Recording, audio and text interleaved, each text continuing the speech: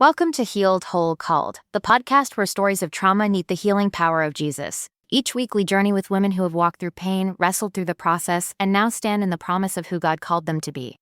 This is more than storytelling. This is sacred space, where honesty is welcome, healing is possible, and hope is alive. And now, here's your host, Wendy Melrose. Hey, everybody. Today's guest is someone who truly embodies what it means to lead with heart and live with purpose. Tammy Appleton is the founder of Peak Play and president of Tricrest Coaching. She is a certified go-giver speaker, a published author, and an expert in NLP. But more than titles, Tammy is a catalyst for transformation. She is helping leaders, entrepreneurs, and change makers tap into the joy of play and the power of mindset and the freedom of living fully aligned. Get ready for a conversation that moves beyond strategy into soul as Tammy shares how God met her in the in-between and called her into a mission far bigger than herself. Hello, Tammy. Hello. So nice to see you, Wendy. Thanks. So let's dive in and share. I know you had said, like, how do I choose one? But like the moments where the season of hardship God walked you through. All right. So we did decided to shrink it to size one. Okay. So we're going to pull the one. What I chose was the one that actually started Peak Play. So I have two NCAA athletes, and that was a journey in itself. It's very exciting. My kids were in sports their whole life, and we traveled and we did the whole thing, and got them recruited. One went to Chicago. Well, actually, they both ended up going to the Chicago area. However, the younger one had never been away from home. So our freshman, headed to South Carolina, from South Carolina to Chicago, never away from home. So excited about the recruitment, all ready to go. Excited, can't wait for this new adventure. And his first year there, their first kind of travel getaway was to a place in California where they were having games and tournaments and so on and so forth. So how exciting is that to have your first place to go be California? So they enjoyed that. However, they were given a little bit of a curfew for the last day because they were going to be in LA. And sure enough, they all went out, came back, saw the coach gone, and a few of them decided to go out again. Uniquely, guess who they ran into? Take a guess. So they did run into the coach. And as the coach said, no problem, we'll handle it when we get back. Ooh. So as they got back, they got back in, got their laundry done, got everything cleaned, and got back into the regimen of basketball. My son was actually already dealing with an injury, so he was actually getting rehab. And then all of a sudden, you have all the players called down to the gym. Okay. All the players went to the gym. From my understanding, I think maybe some of the windows were covered, and a workout persisted. Wow. 3-hour workout. 3-hour workout. So we're punishing the kids. That put 8 kids in the hospital. Wow. So they got what's called rhabdo. This also then stumbled into US Times, ESPN. So it then became a national event. Wow. My son was continuing to get DMs from, and mind you, they are still this is December. So they're still in his freshman year, and it's still, golly geez. So now you think about it, and now they're going to games. So now you have national news, you have them going to the games, you have people waiting for them outside to kind of interview them, try to get there. Now you have the teams that are, watching and commenting, and needless to say, it wasn't going very well. Right. So they ended up stopping the rest of the year. So now you have freshmen and you have these seasoned players that are excited for their next, beginning journey and their next journey. Right. That comes to an end. Wow. NCAA then also made sure that they canceled the whole season. Wow. The coach was then fired. The assistant coach stepped up. So that was an extremely challenging time. When you get a call from your child and it's a scream, that's a call you never forget. No. So I got a call from my son, and that's kind of how I got the call. It was a scream, and then it was, I'm not sure what to do. I don't know what's going on. And he ended up being one of the only players that had a car at the school. So one of the players ended up collapsing, and he ended up taking him to the hospital. Wow. And after waiting 6 or 7 hours, they still weren't fully seen. I guess it was a, busy hospital, so on and so forth. So they ended up going home, going back to the dorm, and then getting another call that was a doctor making sure he rushed back in immediately. And that's when he had rhabdo, and he was in there for a couple of weeks, and then all the other kids were tested. But, it always was interesting to me that it was my son using his car to drive players to the hospital. So it was a really unique experience that was really heartbreaking. Sure. All the way around. Players, Right. families, and I think probably 2 weeks into it, I think one of the players' father passed away, and then they went to a funeral. I mean, it just Oh my continued to gosh. spiral for that year. Wow. So it was a How long really ago was this? couple years ago, just a couple Oh, years. okay. So recent. Correct. I didn't know if this was a long time ago. Sorry. No, it was just a couple years ago. So what that was, it was the tipping point of trying to heal my son. Mm-hmm. They got a fifth year, which I don't know if many of you know, but that's a situation where 2020 happened, so players couldn't Right. play. They got a fifth year. Same situation here. They got a fifth year to play an extra year. So my son Okay. went back, and it ended up actually not getting any better for him. Mm. So imagine your whole life playing the sport you love, and within a year and a half having it just destroyed, Wow. And all because of one coach. all because of one coach. Wow. So Yeah. focusing on his healing and supporting him, we decided to kind of bring him back, and let's have him here, and let's Mhm. heal this way. So it was really a lot of faith, a lot of prayers, a lot of guidance, but just being there to believe in him and support him through this journey was a game changer. And we still kind of go through that process. I don't think you can go through an experience like this and never have it cross your mind. He to this day doesn't speak about what happened in that workout. Wow. So I really can't tell you exactly what happened. I just know Sure. they're, 2.5, 3 hour workout put 8 kids in the hospital. So it's been a healing path, it's been a healing journey. But what that did is, after I have spent 12 years in this world of sports from, we're talking age 7 to 23, Mm-hmm. um, I decided this wasn't going to happen to another family, another child, anybody. So I started Peak Play, which is supporting family, actually supporting parents of athletes on how Mm-hmm. to guide your child, how to be supportive of your child, how to believe in your child. You would be really surprised about what parents may not know, how to support your child, because I think such a focus is on the athlete, which is where it should be, but it leaves the parent out on what they're going to experience, what they could experience. I mean, highs and lows. The sports is amazing. It can offer you so much. It's just such a great experience, but there are red flags. There are things to watch out for. Mm. And, it was certainly a game changer for my kid. And financially, it certainly helped with college. I had, one child that was recruited to a boarding school, and he actually, all these were paid for.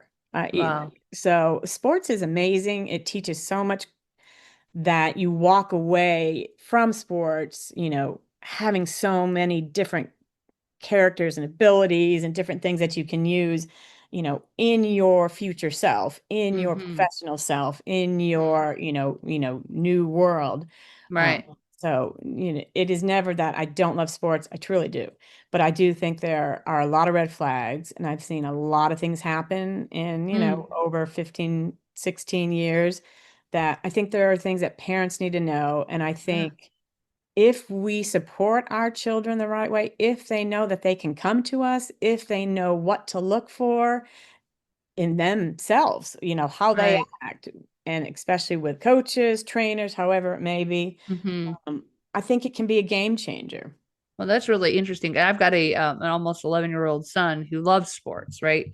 and he was playing indoor soccer a lot. He had the opportunity to try out for club, and you know he didn't do his best. And I'm like, I go, how'd you do? I go, did you do your best? He goes, no.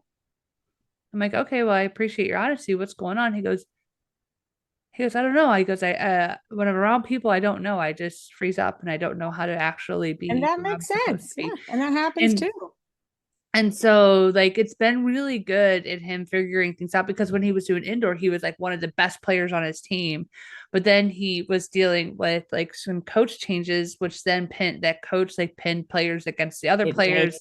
And so Yeah. then it became a bullying situation just between players and players. I'm like, this is complete horse Oh crap. yeah. That's why I And said this whole journey and of I'm sport. so grateful to know you, because I'm gonna look up peak play, because I'm not a sports person. I here's how I love sports: St. Louis Cardinals, St. Louis Blues. And I You're don't supportive. like football anymore since Warner quit playing for the Rams. I mean, that's pretty much the extent of it.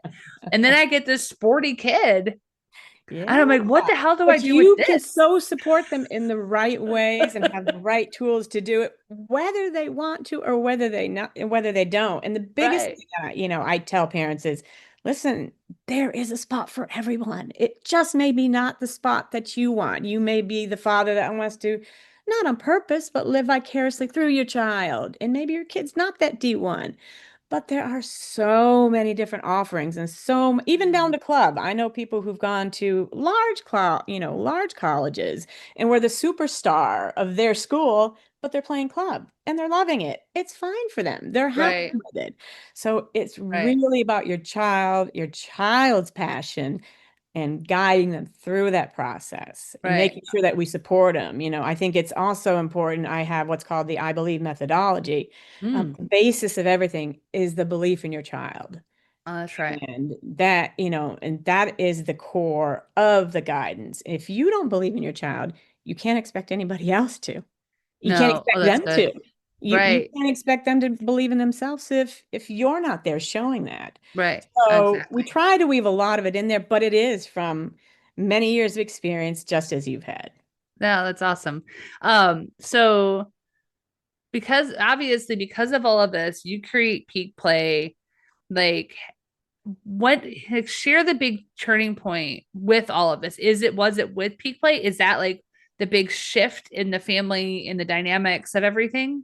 I think the big shift was when we realized his dream was over. Hmm. And that was okay. We weren't the parents that were like, oh, you have to play this sport. We were there to support. We were there to support him on his journey of what he loved. So that was the turning point. Hmm. So then how did God meet you guys in all of that pain? Because I can even still hear the pain there. And that's okay. It was just the faith of knowing that we'd get through this together, Yeah. that we could do this, we could do it together, we could keep that faith. Um, it's bringing him back to a place where he remembers his faith. Sure.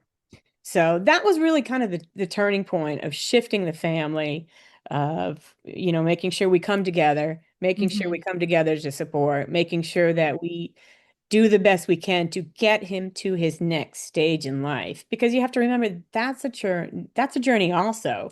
When kids come out of sports and they played it their whole life and they played sports in college their whole life, they get out and go, what now?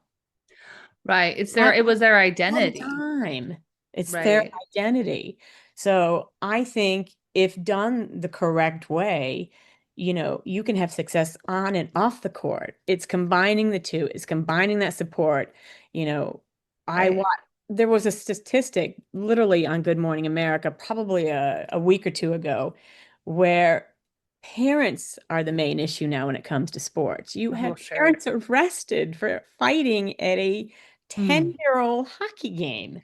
Oh my gosh. Yeah, So that literally this is the happened at change our of a mindset that it's needs to take yeah. place. Oh, it's so bad. And it's like we had it at our flag football team here. Literally, it's kindergarten through sixth grade, flag football.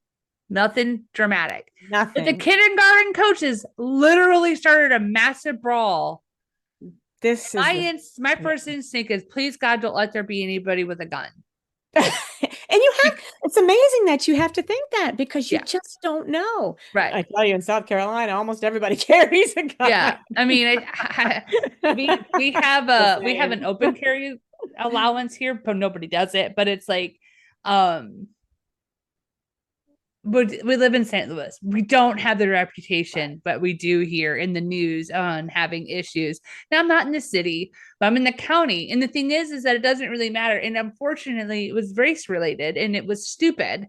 And I don't know if it happens it's every like, come on, I day, mean, it's almost 2020 freaking five. Can we not keep ourselves every day, almost every hour. And that's what I'm saying. I don't think parents intentionally want any of this for their child. I think every parent wants their child to succeed. I just don't necessarily think they may know they have the right tools. Gosh knows, when I had kids, there was no manual that came with this stuff.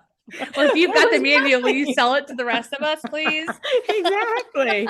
I had a conversation with my son today going, listen, I probably did this and this wrong when you were growing up, but I didn't know. So I know now to apologize and to Sure. take ownership and to move forward and Yeah. to guide you the best I can. But parents make mistakes. We make them all the time. And sometimes they Yeah. can be pretty big. Yeah. Oh, well. So I think it was kind of returning that faith. My father was a preacher, he was a pastor, we were missionaries, so we traveled all over. So for me, the faith is kind of where it's my guide, it's my tool, it's best friend. I get up and I run at crazy hours, like 3:30 in the morning. Yes, true. And I literally have, I might have Joel Osteen going or something going that just keeps me on track. So I'm Right. waking up, I have that mindset, it's positive, I'm ready to go for my day. And honestly, mindset's half the game, and it is going to be with your child too. That's awesome. So share with us about, where you are today and how God has used your story. I know you shared about peak play, but you're also doing other things. Like obviously you aren't a part of the go-giver world without it also spilling Right. into the rest of your stuff. Like, I think that's hard, kind of like the foundation, like Christ is your foundation, but then you obviously have a giving spirit and desire. Well, I think you should do everything on passion. And I'm lucky enough that, the businesses I've started have all been based on a passion. Mm-hmm. So I've been really lucky in that space. Yes, I am a go-giver speaker and coach. And I'm not sure if anybody has heard of the book, The Go-Giver. Amazing. Quick read, easy read. You definitely Mm-hmm. enjoy it. But the premise is you give, so you receive. And so as you can kind of see, the underlying theme of everything I do is, and it's giving where it's not where you don't make money. It's not where you don't prosper in the world. Of course you can, Mm-hmm. but it is in a manner, it's in a way of being able to provide value, but authentic. Like you're Mm-hmm. you. People want you because you're you. They want Mm-hmm. you because you do care. They want you because of your spirit, your soul, what you have to offer.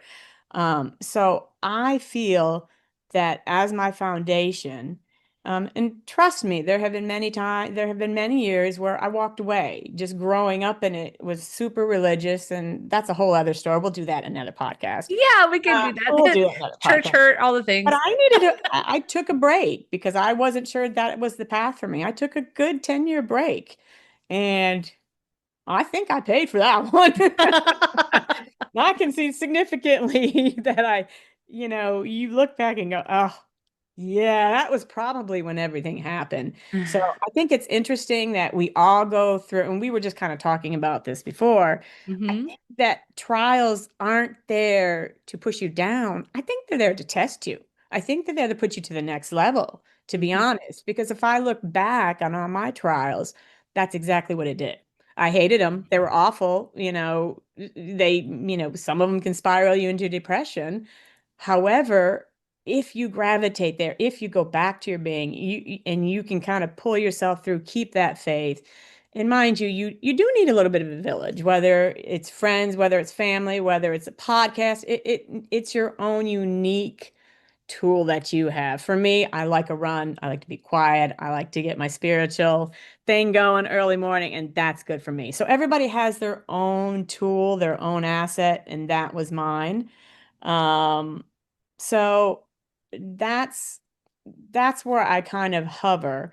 And then once you go through those trials, I remember even to the point where, when I had kids, I gained 50 pounds. I was too busy. I was too this. I was too that. Things were going on. Life was, very, very, very, very challenging. Mm-hmm. So I ended up at one point, saying this is enough. I was going through so much that I had to find a way out of that. So it started Mm-hmm. really focusing on, okay, how do I get my mindset right? What can I do for myself? And I stumbled upon things that were Right. actually, this is it. This is the one. So then I would start walking and just start walking. Well, the walking turned into a run, and about a year and a half later, 70 pounds were gone. So I Nice. do think, you have to do things, put things in your life that can change you and, feed your soul. And that's kind of what I used as my foundation. Right. Oh, that's really good. And, I do know that, you know, we as women do put ourselves last to a huge detriment. 100%. And then we wake 100%. up in our mid to late 40s. We're like, what the hell just happened? Why do I look like this? Why do I feel like this? Because, we spend our 20s, those who don't have kids in their 20s, you still spend your 20s being harsh to your body, Oh, 100%. partying and doing stupid things and all the different things. So, not ever, some people are like, oh, I didn't do that. Okay, congratulations. You were There's ahead of the so rest of much us. I'm wanting to give to everybody else and our family and everything else that we're Yeah, usually the exactly. last person that Yeah, we tend to. So taking right. that time to go, something's got to give. Yep. Something has truly got to give. Yeah. Um, And I'm and finding myself in that place right now. yeah, it's So, tough. It yeah. really, really is. So it Yeah. really took some time for me to go, hold up. Even if it's three, now, do I recommend everybody get up at 3:30 in the morning? No. No, But no, for no. me, because Audience, I do work, not do that. yeah, yeah. Because no one's gonna do it, to be honest. I think I'm the only crazy person to do I that. get up at 5, and sometimes I'm like, doggy, go back to sleep. My puppy will wake me up. Like, mommy, time to get up. I'm like, no, 30 more minutes. Oh, but because I work in a lot with UK, so they Yeah. 5 a.m. is their 9 a.m. or 9, 10 Yeah. over there. So, I'm like, you know what? Just get up early. You'll just have to go bed a little bit earlier. And Yeah. just that significant little thing of going out and finding what, was able to reset my mind, what I Mm-hmm. could do. And that slowly turned into, now it's 2.5 hours or 2.5 years later. I have my son running. I have my husband running. So, I mean, it transforms who you are to give back to yourself. Right. So, giving back to others and, helping people that have kind of been on this same journey is all I can do. It's my experience that I'm sharing. Right. That's so good. So if someone listening happens to be in a similar spot, I mean, obviously we don't want anyone to have our children experience what your son did, but what encouragement to that listener do you have for them, or what words of wisdom do you have to help them right now? Um, I would start with really taking a look at yourself and seeing, yourself. Why is your child doing sports? Are they doing it because you want to or they want to? That's kind of Mm-hmm. where I would start. And then if you find that it's truly your child, it would be a gentle, system of support and guidance. Because mind you, they're not going to know what sport, where to go, what to do. Mm-hmm. So it's your kind of, so if you're starting out in sports, I tell this to quite a few people, um, let them try different things, really see what they gravitate towards, and Mm-hmm. then, follow that flow um, Mm-hmm. and be there to support them along the journey. Now, the support doesn't mean that they don't have obligations, commitments, and so on and so forth. That's something that comes along with that sports teaching, but it Mm-hmm. does mean that they know you're going to be there, that Mm-hmm. they know you're their biggest fan, that Mm-hmm. you're going to be there if they need to turn to, that you're going to be there when an incident like this happens. Once you form that bond in that relationship, you will easily find that you're able to guide them and to help them along the path. It's not perfect. It's Right. simply not. And, and for me, it was really important to have my kids have a village. And what I meant by that is I had so many trainers and other coaches that I would reach out to and that I had put them with, because Mhm. I know as a parent, I can't be everything to them. They don't necessarily want to talk to me about everything. And if they feel they can't, I wanted them to have that group of people that they trusted, that I trusted, that would guide them. And to this day, I mean, my oldest son, he started working with a trainer at 7, 8, all on, this is something that, again, just supporting his passion. He's 23 now, and they still have a great relationship. I have another podcast right after this with a gentleman, Ricky Sapp, who was a professional player that was a trainer for one of my sons back in the day. So it's these amazing relationships that can be formed. And that's actually your biggest gift to your child, is create that village for them. That's so awesome. Well, thank you so much, Tammy, for sharing your heart with us today. To our listeners, remember that your story isn't over, that you are not disqualified by what you've been through. And with Jesus, you are healed, whole, and called. Thanks again.